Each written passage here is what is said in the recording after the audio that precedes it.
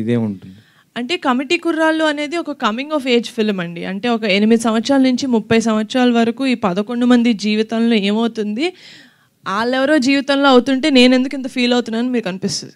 Cinema చూస్తున్నప్పుడు you don't disconnect from the character, you will connect with the character. ఇప్పుడు శివ అన్న character ఉంది, సుబ్బు అన్న క్యారెక్టర్ ఉంది, సూర్య అన్న క్యారెక్టర్ ఉంది. ఈయనకి సుబ్బు హీరోలాగా కనిపించవచ్చు, సో ఎండ్ వరకు ఆయన సుబ్బుతో కనెక్ట్ అవుతారు. మీకు శివ అనిపించవచ్చు, మీకు సూర్య అనిపించవచ్చు. సో అలాగా ఒక అమ్మాయిలాగా నేనే ఒక బాయ్ క్యారెక్టర్, ఒక 2-3 క్యారెక్టర్స్ కనెక్ట్ అయ్యి నా ఫ్రెండ్స్ గ్రూప్లో this is how I am అనిపించింది. కాబట్టి I think the connectivity is very much there ఈ సినిమాలో. మేడం అంటే ఇటీవల సోషల్ మీడియాలో బాగా హల్చల్ చేస్తున్న ఒక విషయం ఏంటంటే, అది మెగా ఫ్యామిలీలో ఒక హీరో అల్లు అర్జున్ గారిని అన్ఫాలో అయ్యారు. అంటే యాక్చువల్లీ మీరు అందరూ కలిసే ఉంటారు, మెగా ఫ్యామిలీ ఇటు అల్లు అర్జున్ గారు కలిసి ఎప్పుడు ఉండేది.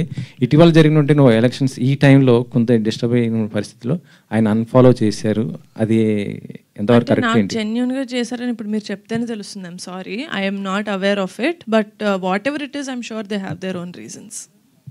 డైరెక్టర్ గారు యదువంశి గారు ఈ పోస్టర్లో చూస్తే 11 మంది ఉన్నారు, ఆ పోస్టర్లో